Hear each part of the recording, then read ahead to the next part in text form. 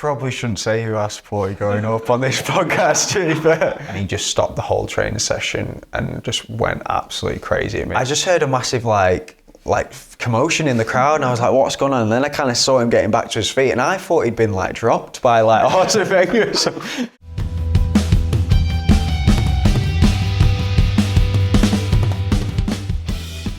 Hello, welcome to the latest edition of the Manchester is Red podcast. Myself and Rich Fay today, and we're joined by a special guest, James Weir, former Manchester United Academy graduate, made it to the first team and had an eclectic and interesting career, I think. Since then, it's fair to say. Welcome, James. Thanks for joining us. Yeah, thank you. Obviously happy to be here and talk a bit about my strange journey, I guess one would say.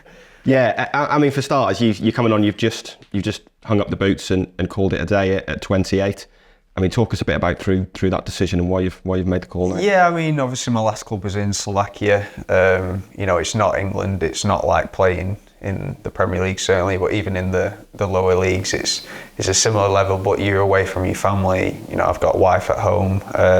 And towards the end, my body just started to kind of not allow me to compete at the level I wanted to anymore. So, it was a hard decision to call it a day, but I feel much better in myself the past few months, and I think it was just the right time, unfortunately. Yeah, I suppose when you sit back in your career, I mean, you're always going to be called, as we called you, former Man United player. How is that tag for you now you're retired? I mean, like, everywhere you've gone, I guess there's up in that expectation, the links that you had with the club. Yeah, and obviously I was, captain of the 23s at the time, but almost probably should have got out on loan earlier, but that time at United was special, so, it's a special club, and I'll always look back with fond memories. Best moment of my career is probably my debut. So, I've got nothing against that. I wish I could have gone on to, gone and be a legend elsewhere or had a much, more fruitful career, but it's just one of them things I don't regret anything. I've always, tried my best. Just unfortunately had one too many injuries in my career, but to be associated with United is just, top club, one of the biggest clubs in the world. I think you don't realise how big it is until you kind of leave. I think a lot of people say that, but to be that tagline is fine. I mean, I'm pretty chilled about it. I enjoyed my career and I'll enjoy the one after, so yeah. I guess, like you said, you've already done the hard part. You've made it at Manchester United. You must have played with so many kids growing up who did fall away, who didn't go on to have a professional career anyway, so you must be really proud that, even though, like you say, you might not be a household name, you've still made it as a professional, you've still done that. Yeah, I mean, to be fair, when I made my debut, I got my shirt signed, thing off the Premier League and ball, so I got, for 1 minute of playing time, I got quite a bit, which was nice. But yeah, I mean, like you say, I think, is it 0.1% of people actually make it, something silly like that, so yes, my career's been short and not as many games as certainly I would have liked or other people might have had me down for, but it's one of them, you still, like you say, not beat your mates, but you have made it, and I've made a career out of it, so yeah, I can look back with fond memories.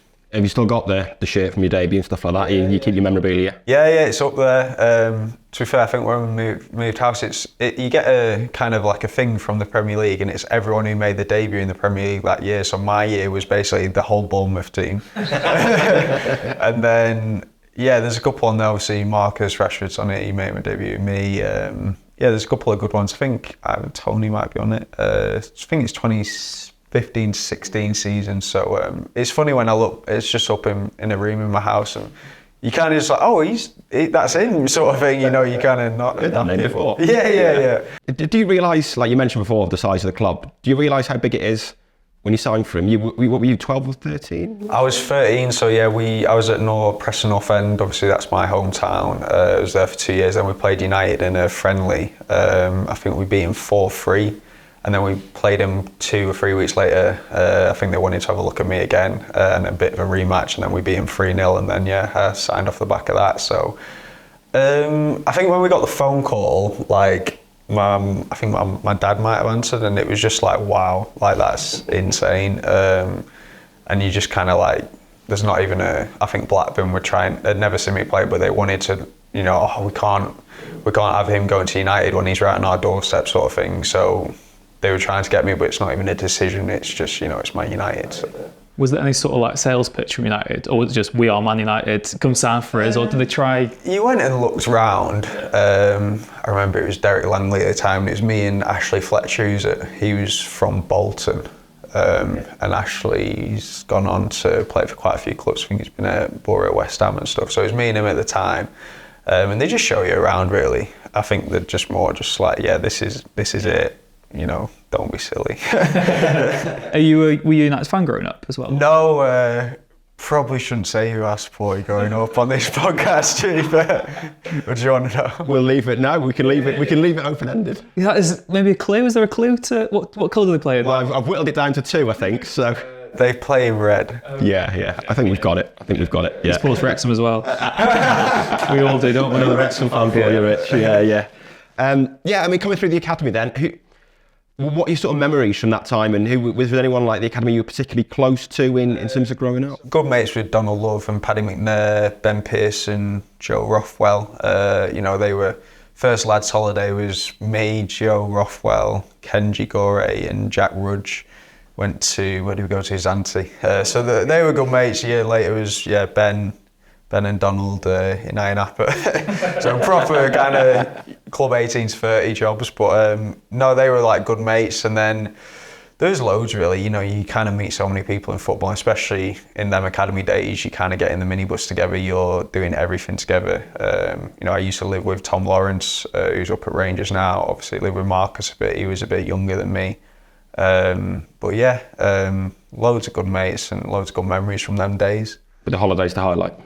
Yeah, it could have been. No, we had some, obviously on the pitch, we were pretty successful. I think we could have done better in the Youth Cup back then, but at reserve level, under 21s or 23s, whatever you want to call it, we did pretty well. So definitely some highlights there, yeah. I guess that's the difficulty at youth level, isn't it? Whereas as players you want to win, but the club just want to develop players, don't they? It's not always about winning trophies and stuff. Obviously United's a bit different with the Youth Cup history. When did you sort of get noticed by the first team then? I mean, was that when you with the under 21s at the time, was it? Or was it under 23s? Yeah. I mean, I think that it's the reserves. I think the name just changes for whatever. Were you part of the sort of reserve teams where first teamers would drop down and play when they come up with injury and stuff? Yeah, 100%. So like we had, like Rooney playing for us, Phil Jones when I think he was coming back from illness, Fellaini, loads of him. Which is funny because I think I've got a picture which I just put on my retirement post where I'm captaining Rooney, which is pretty weird. I think I remember him saying, he's like, I'm not having it.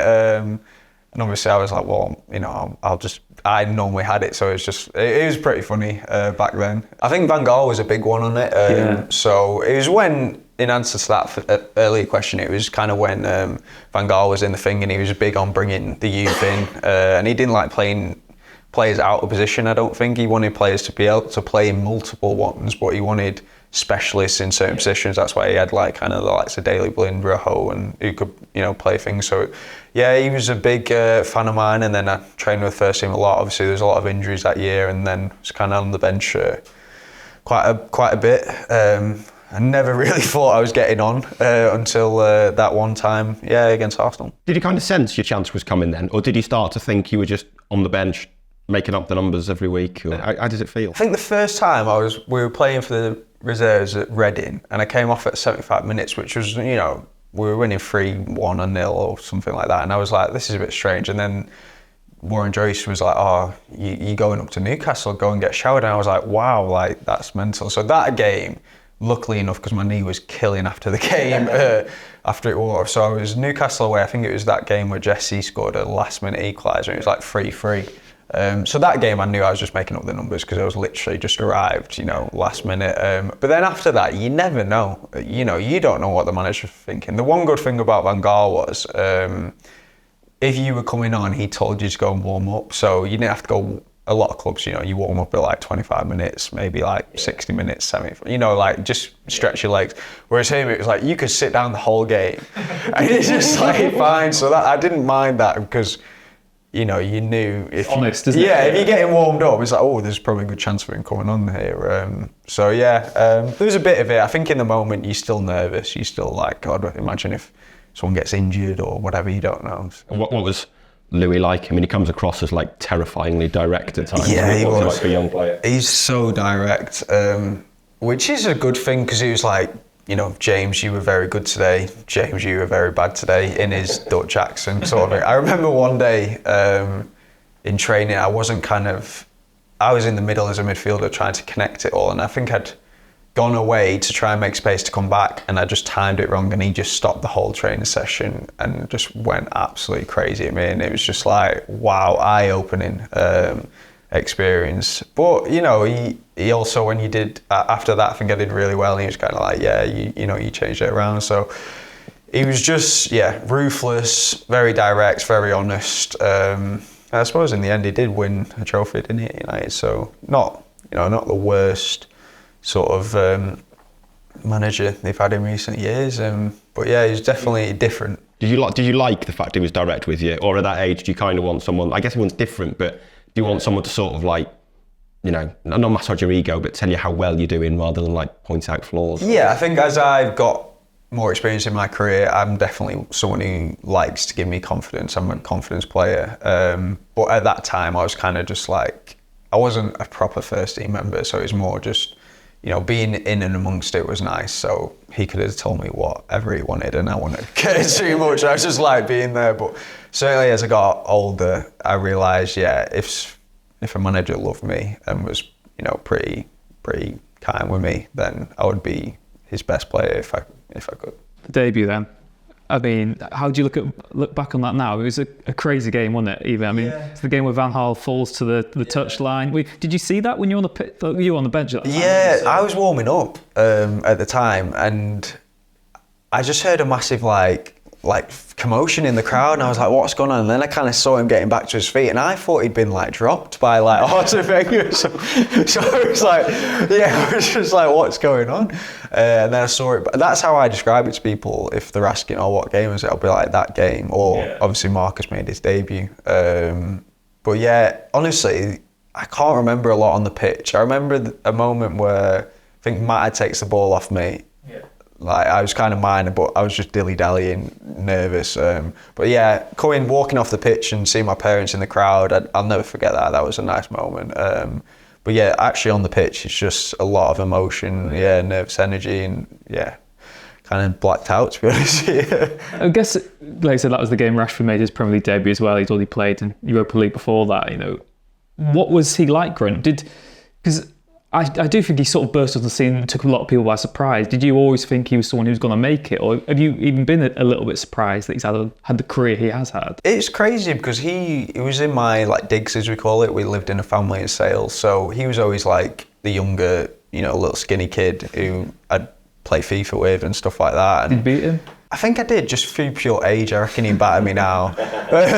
But yeah, I can't remember, to be honest, but it was like me, him, as I said, Tom Lawrence, Angel Gomez used to come on weekends, but that was towards the end of it. But yeah, he was always, you know, destined for big things at United. I think his age, he was just the main guy playing above his years, so I'm not surprised, no, in what he's won on. He burst onto the scene very quickly. I didn't see that happening because he kind of went from 18s to first team. I think he played like a few Resi games. He missed Resi, so I didn't play with him too much. We had a couple where he was getting in, but he like surpassed people who were playing Resis because Van Gaal just kind of said like no to maybe a few Resi strikers and went, no, I want Marcus. Obviously he kind of proved it in the end. So yeah, I'm buzzing for him, to be fair, and I think he's done amazing. I was going to say, as someone that comes through the academy, do you feel a sense of pride when someone that you played with, lived with for a bit, you know, is still there all this time later and still doing good things? Yeah, 100%. Obviously, a lot of the stuff he did in COVID for, you know, the poorer community, so to speak, is just incredible. So that sort of stuff is ingrained at United. They always say, be a good person first and then, you know, be a good footballer afterwards. So I think that's just a lot of...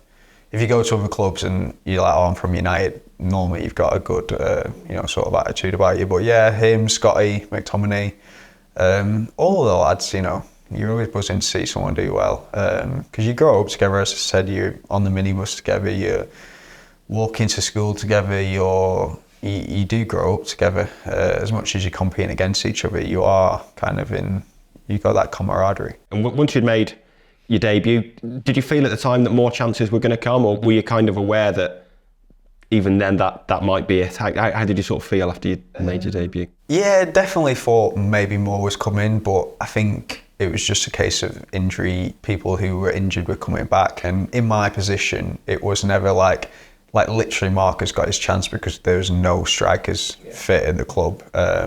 So he kind of got his chance. Whereas midfield, they could play like Mata there, or maybe Andreas maybe played a bit at the time, and Herrera. So they had a bit more cover, and that was my only thing that I was gutted about. I just didn't get a bit longer to kind of prove myself at a club like that. So yeah. Of course, that was Van Gaal did leave the club as well after the FA Cup win.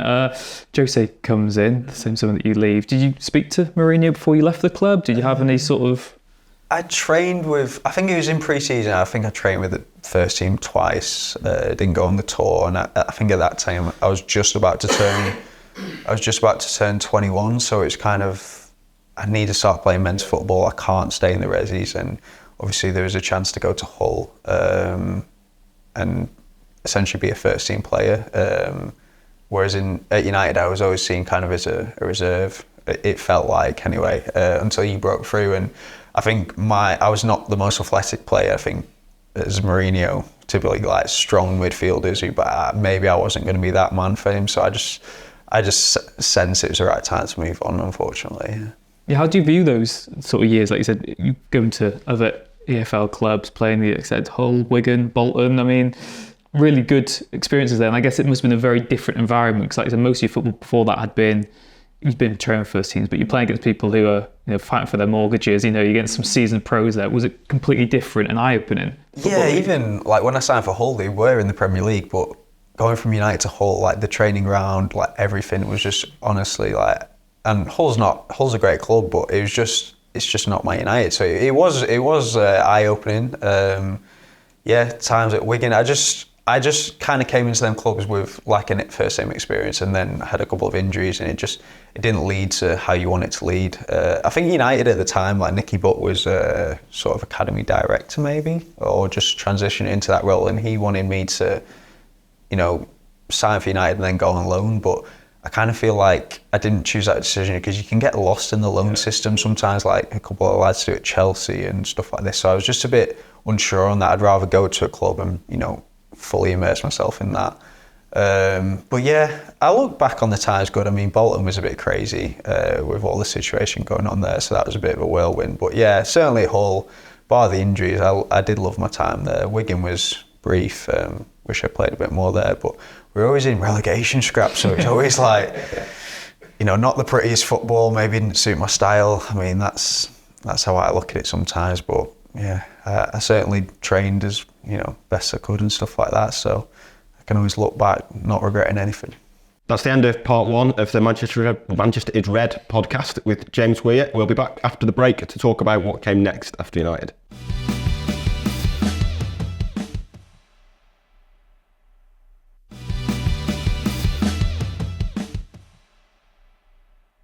Welcome back to the Manchester is Red podcast. James, we mentioned then a couple of the clubs you went to post United and ended up at Bolton. I mean, they were a club in chaos, I guess, at the time. How did your time sort of end up there? And did you sense then that there was kind of a struggle to get yourself a new club, I guess, because you probably hadn't played a lot in all four divisions at that point? Yeah, by the time I got to Bolton, I'd pretty much been injured for almost 2 years with back-to-back knee injuries like meniscus, and it just killed me, because if you're not playing, you kind of fall off the face of the planet. Signed for Bolton, they needed players, I needed game time, thought it was a perfect fit. Phil Parkinson left after about 5 games, who signed me, and then Keith Hill came in, and we just signed a lot of players to try and fill the void, because at the start we were just playing with about 4 players older than the age of 20, and the rest was just U-team players, so we were getting battered, and it wasn't a nice experience. So I'm glad they did sign a lot of players, but I just kind of went out the manager's thoughts immediately. That's what can happen in football. It's a game of opinions, change a manager. It was a bit frustrating, and like you say, at the time after Bolton, it was kind of like, where am I going to go? So it was a hard time. what was kind of your message to your agent after Bolton then? Just get me a club anywhere, or? We were just trying to think not outside the box, but there just weren't great options. It's always hard to move in January, and then literally COVID kind of struck, although it was kind of before that. So yeah, went over to Slovakia just looking to play and see if the continental game might have suited my game a bit more. And ended up, in central Slovakia and FK Peroni, as I say, like the beer. I guess, yeah. So you agreed to move to them before the pandemic had actually hit then? Yeah. And it's like the same month almost, wasn't it? But... Yeah, literally. So I think I went out like early February, left Bolton like at the end of Jan, and then went out early Feb, and they were in like a relegation battle again. But I was definitely going to play. I was like one of the main guys and stuff. But then pandemic hit, came back home. I did not want to get stuck where I was, so that was a great decision. I think I got like one of the last EasyJet flights back to London. It was crazy that I think we were in like Dusseldorf airport because I had to like stop, and it was like a herd of people kind of running to the desk to try and get the last flight to. I think it was back to London, not even Manchester. So I'm glad I got on that flight. And then, had COVID, lockdown here, and then had to drive back to Slovakia to finish off the last 5 games. So that was a bit of a crazy journey as well, to be fair. Yeah, I mean, so you come back to the UK, the season there was one of these works postponed for a few months, and it's sort of the summer by the time you can go back to Slovakia, was it? Yeah, and finish off the season. They have like a playoff, so it was meant to be 10 games, but they just turned it into 5. This is a relegation playoff. Yeah. So, I scored a few goals, did well in that, and then kept the team up, and then signed on the back of that for the year. And I was probably there longer than I wanted to be. Like I was thinking maybe 6 months, get a move in winter. But I loved it there. You talk about people playing for the mortgage. This was paying for your food over there. It's a completely different thing. You're all just lads. For international break, maybe we'd book a cabin and just go and like have some. No more Zante. No more. Some drinks in the woods or whatever. It was just. Yeah, it was like being different. It's just so different, but I did enjoy it because the football was great. I think if football is great, then you enjoy it. And what was that drive like then? Great. I think I went to Harwich, is it maybe near Ipswich, and then across to like Rotterdam or The Hague or something. And I actually got done for speeding the first 20 minutes in Holland. Like I think I was just like because obviously I got the ferry over, and you're just like, I want to get going. And then it got sent back to my home in Preston. I was like, for God's sake, that's literally like the start of the journey. But it was all right. Obviously, in Germany, you can go as fast as you want, so that was pretty cool. Yeah. Was there any ever, like when they said, we need you back, you've got to come and drive back to Slovakia, was there any sort of doubts in your mind? Was there any like, maybe I'll just try and find a League One club? You were committed to go back, even if it meant driving all that way? Yeah, no, 100%. Because obviously there weren't any flights. It was more me kind of be like, no, I'll come back because I'm a man of my word sort of thing, quite genuine. I wanted to go and do it. And also there wasn't, at that time in England, even in England, it was with lockdown and COVID, there was just nothing. So I wanted to go there, prove myself and just get playing again. I was working hard in lockdown to keep fit. So I wasn't doing that for no reason. I didn't mind it. It wasn't that bad, to be honest. And what were the restrictions like over there? You went back late May, was it? Yeah, late May, yeah. Were you able to sort of go out and you have fans at games and stuff like that? There was no fans at games, I think, for the start. It's obviously a few years ago, so it is. But yeah, they were quite strict on lockdown. It's a very sort of hygienic, clean country, and they don't have maybe the health service that we have, as much as people complain about that. But to kind of, if something did break out, and they wouldn't be able to cope with it, so it was very strict. And that's why my wife came over eventually in about September, and even then it was still quite bad, and that's why it was kind of difficult for her, because just locked in a lot of the time. You could get out for walks, but there wasn't a lot open, stuff like that. It was hard, to be fair. Yeah, I guess that's the side that lots of people don't see as well, isn't it? Is how it has the repercussions on your family. I mean, it must have been tough as well when you went out alone originally, because you must have felt quite isolated, I suppose. Yeah, I think it's funny. You're always looking forward. It's like, I've got the end of the season. It's only a week break, but a week I'll get home. And then at the time, you don't know where you're re-signing. You speak to your agent, you might be going to other places. So you're kind of looking forward to that. And then looking back now, it's like, oh God, I was there for another 12 months. And you don't think that at the time. You think, you know, you might be moving on to bigger and better things. But yeah, just in the end, I do look back on it fondly. Was Slovakia on your bucket list originally? Did you know much about the country before the offer? No? To be fair, we went with United when we were maybe under 18s. There's like a millionaire who's like a massive United fan, and we went out twice. He brings you to his like sort of yeah. I know, it's a massive hotel. It's a massive hotel in Poprad, and it's like all spa and that. So I had been out with that, and I just remember it being like somewhere that I'm probably never going to go again. And then I obviously ended up living there and working there. But yeah, it's all right. There's some, like anywhere, nice parts and some. Well, yeah, well, I was going to ask because I've never. Have you been to Slovakia? No. No. I mean, what is the? So what's the vibe? So Bratislava is a capital, quite small. It's not like, I mean, I lived in Budapest later, and that was complete. You know, that's a much bigger city and stuff. Tatras Mountains in the north are really nice. You can go skiing there. And there's a lot of like small towns with like nice castles and like, but it's very small, 5 million population. Is football the national sport there, or is it one of those countries that sort of plays handball or something, or water polo? Yeah, I think handball's the Balkans, isn't it? But no, they play, it's either ice hockey or football. I think towards the end, people were saying to me football's probably the number one, but yeah, ice hockey maybe, but I never went to an ice hockey game, so... On the pitch as well, you scored a few goals and helped the team stay up. It seemed like things went pretty well. Yeah. No, I did enjoy it on the pitch, because that's the thing. When you're playing well, team loved me. I did enjoy it. I kind of scored a last minute equaliser. That was a free kick. That was a really nice moment that I can look back on. But yeah, it was, as I said, when football's going well, nothing else really matters, no matter where you're living. So. Yeah. Was there much interest in you over there as a former Manchester United player? Like, was that kind of made a bit of a big deal over there? Yeah, definitely. Because I was at such a small club, it was kind of like, what's he doing there? And a lot of people would ask me like, why are you here? If you're like, I've had a lot of injuries, mate, just chill. But yeah, no, Man United travels everywhere, so it was a big deal over there. Yeah, you know, you'd get national papers or magazines or whatever trying to either do interviews or get to the club, and that just wouldn't have happened really normally. So yeah, it was, like you say, United's weight travels far. I guess by the end of it as well, you must have felt quite sad to be leaving in a way, because you know, they were the team that gave you that chance. Yeah, a bit. Yeah, definitely. I mean, they wanted me to stay, and like the coach and the people, like, you know, I'd go to like one of the owner's house and have like tea. It's just that sort of thing. And it, like with my wife, and it was nice. So they knew I wanted to leave. They knew it wasn't going to last forever. So they were just really good about it. You know, it was just kind of time to move on. And yeah, I went to Budapest, which was pretty nice. Was that the most appealing offer you had? I mean, because obviously maybe that had helped your reputation a bit, playing regularly, like you said, in Slovakia.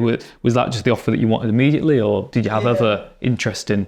It's hard, isn't it? Because you're kind of always dealing with... At the time, I didn't have like a nailed-on agent, so you're dealing with people mainly messaging on Instagram, and you don't know what's legit and what isn't. Especially over and abroad, you get a lot of kind of dodgy. You know, promised a lot, and then nothing materialises. So I actually signed for Budapest in the winter, and it was kind of like finish your season there, and then come in the summer. So it was like guaranteed, and I'd already signed it. If I got injured or whatever happened, at least it was there, and it was a 2-year deal. So at the time, it made sense. But yeah, I look back now, I enjoyed my time at MTK, bar getting that injury in December, but I did, it's a great city, and like the club I was at was a nice little club.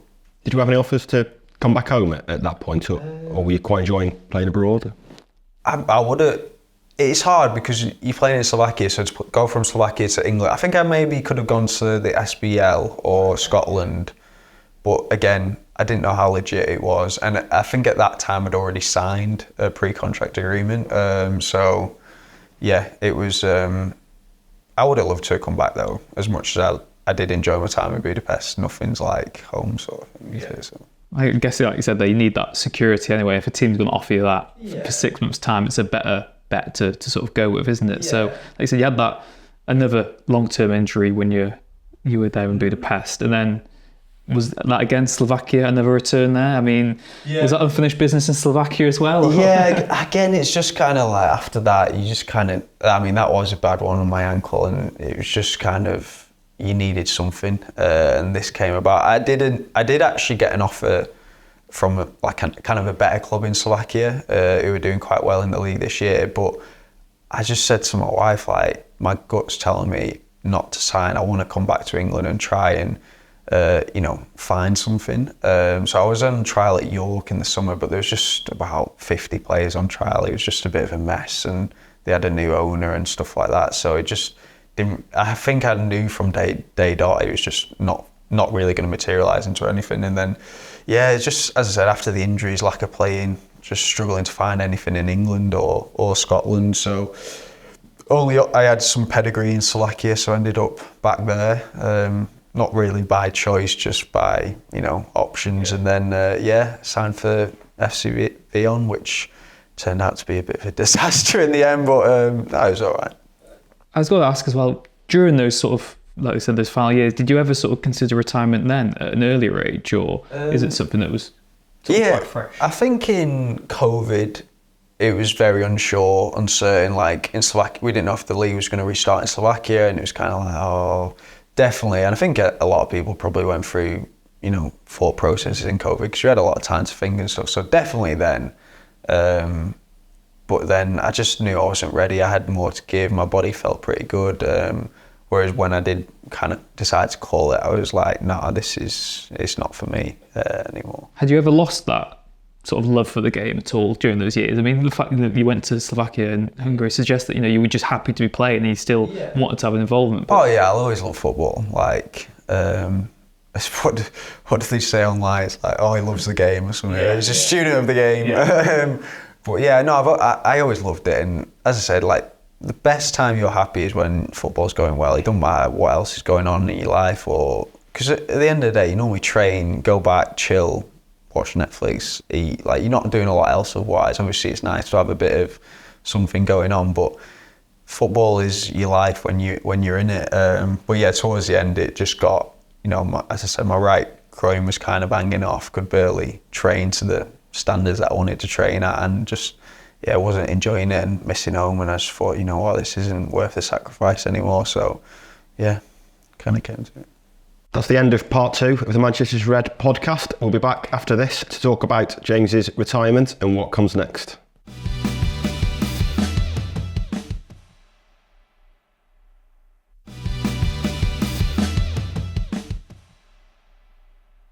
Welcome back to the Manchester is Red podcast. You just mentioned there your right groin was hanging off at the end. I mean, how long has kind of this process to make the decision to retire come back? You said on the way up here you came back about mid-December, but has it been something that's been on the agenda for a while with this injury? I mean, I was never kind of out training with it too much. It was just, I struggled. I could barely kick the ball anymore, which for someone who played midfield and was a passer and, took some set pieces, it was a bit of an issue. But yeah, I came back in November international break, and that was when I just knew, like, no, I'm ready. Was barely playing in Slovakia. The club I was at, it didn't really feel that professional, and at the end of the day, the money wasn't great, and I was just like, I can come back to England, do something different, be with my family, my wife, dogs, and just live a bit more of a normal life. I think it's different if you're, let's say, playing in Germany, Italy, Spain, or one of these top leagues, even going to Saudi. And okay, it's not a great league or whatever, but you might be earning a lot of money. That's fair enough. But for me, the sacrifice just wasn't worth it anymore. And as I said, I couldn't compete to the levels that I wanted to compete at, just through to my body. Had that many operations on my left side, my body kind of tilted. And like I said, my right groin was just a bit battered by it. So feel much better now, to be honest. Feels like a bit relief, and I feel pretty good. Are you glad you've had those experiences of playing in Europe? Like I say, it's a pretty unconventional career path, but do you feel like they're things that you'll tell children or grandchildren when as the years go by? Yeah, 100%. Certainly, like my first spell in Slovakia and like that first 6 months in Budapest was probably one of the best times of my career, because I was just playing week in, week out, loved by the club, the small section of fans that were at both clubs, I think, like me. So yeah, I did love it, and I'd also say to other players that if they're struggling to play in England, it is a good place to go, because there's some great countries out there, great places to be, and also, you know, the levels maybe aren't as high, and it's a different style of football. So you should get playing time and get that experience which you need. Yeah, I guess that is maybe not a taboo, but lots of people say, you know, he's left England because, you know, not that he's given up or he's failed there, but, you know, why has he gone abroad? But like you said, you've lived that, you've experienced it. So why wouldn't a young person want to go see the world and get that new experience? I think as well, with like, obviously Jude Bellingham went to Germany, didn't he? And Harry Kane's just gone, and, you know, Bellingham's ended up in Madrid. Maybe it's becoming a bit more popular, and also because it's just becoming so competitive in the UK, you know, so many clubs, and maybe they don't have the budget, so it's becoming more prominent to maybe go abroad. But it is definitely a good option. As you said, at some point you just got to keep in the game, and just certainly after injuries or COVID, pandemics, you don't know what's going to happen, do you? So. I mean, as we said at the start, you didn't support United growing up. Do you watch them now? I mean, are you watching them as a fan, or are you watching them as Marcus Rashford and Scott McTominay's fan instead? I like watching United. I think they're just a massive club, aren't they? There's always a headline. But yeah, I love watching Scotty, Marcus. Who else I know that played with me? They're the main two that come to mind. Was Scotty a striker when you were playing for a youth team as well? I mean, are you surprised how many goals he's scoring at the moment? Yeah, I mean, he was always like a CDM, I thought. But then I think when he kind of was coming up to the resis, because he was that tall and he was like a beast in the gym. Am I right if he had like a growth spurt one summer where he went up, he like grew out like half a foot or something? Yeah, because he was 2 years younger than me in like the school year. And yeah, he was always pretty small. And then, he just kind of like, it was kind of like the time when Mourinho got there. He just became an absolute beast, and like we did loads of gym, and I never seemed to put any flipping muscle on. Like I couldn't do anything. Boys, we know those struggles, mate. Don't worry. Yeah. Don't go for the yeah, that's probably why. What do you make of Scott's nicknames? He seems to have a lot of nicknames: McSauce, McTerminator. Yeah. What was the one with McSauce? What do you call him? Just Scotty. Scotty. Yeah. Scotty. Yeah. Similar, isn't it? Yeah. His name. Yeah. Well, obviously back then we were just like kids, weren't we? So there's no such thing as McSauce. I don't think. You don't get nicknames playing in the reserve. Yeah. Do you think he's well aware of these nicknames himself now? Oh, probably, yeah. Like people look on Twitter and all these or X or whatever it's called now, but yeah, I used to have loads back in my day from in the team. Like obviously Weirdo was a big one. Like I had sheepy hair, so it was like Lammy, Sheepy. I had loads, Albino, like loads of stuff. But Scotty was just Scotty, really, I think. Interesting you said that about social media as well. I mean, growing up, maybe the era you were at United, we were still, I think the way we used social media was very different back then. But were you one of these players who did check to see what people made of you or not? Or were you quite good at blanking it out? A bit. I mean, I was only playing in the reserve, so it wasn't as much really. And if you'd had a good game, you might go on and be like, he was good today, and it is nice. Yeah. But I was always private. I kind of hated that social media thing. I just wanted to keep myself to myself and have a private thing. But then I look back now, and people I played with who had no appearances have got maybe 100, 200,000 followers. I'm like, God, that could come in handy now. I'm retired, sort of thing. But I don't regret it. You are, aren't you? You can't, fake it.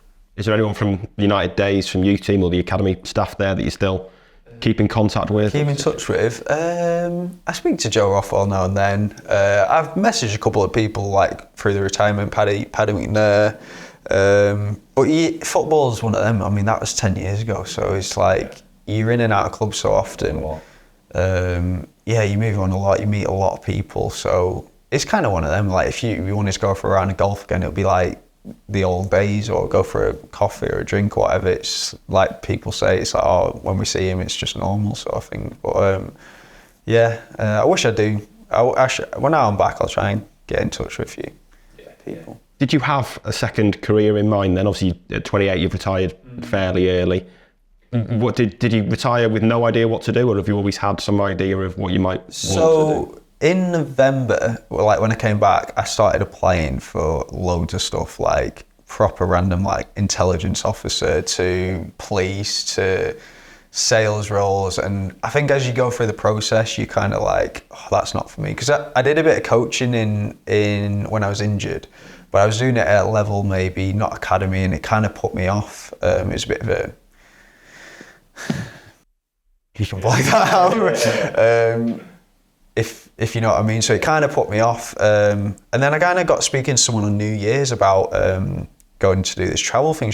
It was like my sister's mate. She was like, oh, I thought you'd be into travel, because I have travelled quite a lot in my life. Zante, he's been yeah. No, I've been all over. Because that's the thing, when you are injured, sometimes you can go away. And she was like, oh, I thought you'd be into that. And I was like, oh, you know what? That's actually a great shout. So yeah, I'm going to be opening up my own travel franchise, James Weir Travel, and that's in partnership with Travel Counsellors. So yeah, buzzing to start, to be honest. Training starts next week, and then yeah, a couple of weeks we'll be launching. So yeah, I'm looking forward to it. So is that, I mean, like we said, the type of clientele, is it more like a premium travel agency thing? I mean, at the start, I'll take anything I can get. No, like my sister wants to, she was like, find me something $2,000 all inclusive in the summer. I was like, sorted. But yeah, eventually I think, yeah, I'll try and help out some of my prestigious ex-colleagues for some nice travel. But yeah, I can do pretty much anything. And like I said, I've travelled all over, so I kind of can help with the, the trips, personalising it, and just, I'm quite good with people. I'm trying to think of marketing things, but I am a people pleaser, which I think in that industry is not a bad thing. I think in football I was too self-conscious, and I wasn't as confident as I should have been, but maybe I can use that to my advantage now in this new industry. But yeah, buzzing to get that going, and yeah, looking forward. Direct flights to Slovakia then, is that what we're expecting? Yeah, no, to be honest, in COVID, my flight back, this was the second time round, like kind of after the winter break, was £5 back to yeah. Ryanair Classic. Right. I always see those deals online. I've never had one myself. Like, as soon as I click on it, the baggage comes in, so it goes for like £200. I'm like, why was it in the first place? Yeah. You need to do it without baggage. I was the king of like Ryanair, like the king of Ryanair. Yeah. No, it was just like, because I flew so much like back from Budapest. You knew all the tricks. Clocked it, yeah. Just had everything on. You're the man to go to for cheap flights at the moment. Then get on James Weir Travel, listeners, if you want a cheap flight. Are you like what's your sort of frame of mind now? Are you quite excited? To be 28, you're still very young in life. Are you excited for what comes next? Yeah, 100%. I mean, it's cliche, but one door closes, another opens. So I will miss football, don't get me wrong, but since I've been back, I've just been playing five-a-side with my mates, going to the pub quiz, living a bit more of a normal life. I guess that's a life you didn't have growing up, wasn't it? Exactly. I've been doing that since 18. Yeah. I'm sure it'll wear off, but I'm actually just enjoying it. Yeah. I'm just enjoying that, and the fact I'm going to be hopefully be doing something that I'm really passionate and interested in going forward. I can't wait for. So at the minute, I am feeling really good. I'm sure I'll miss football, but as I said, you can still play. But yeah, it's going pretty well at the minute.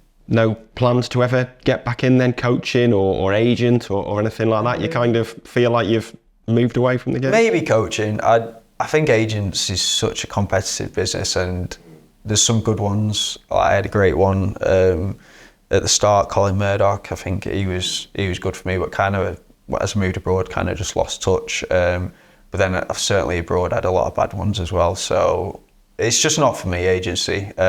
Coaching, I'd love to do, but I think if you get to the highest level nowadays, these people are just obsessed, like they're working on it 24/7. And I've kind of lived football a bit, and I kind of would like to maybe move on to something a bit different. But yeah, maybe with the coaching one, I'd be interested, because I like working with young kids and developing that talent. I have done that in my past, so that could be one. Yeah. Are you the best player in five-a-side? Yeah, I'd like to think so. Nice for your mates to be able to drag along a former Man United midfielder, isn't it? Run the show. It does they'll kill me for saying this, but it's like when they say oh, Roy Keane can't manage because they're not as good as him. I kind of get what they mean when you play with your mates. You're like, oh, just pass the ball. Like, do this. Yeah. You can't do it, mate. It was on. yeah.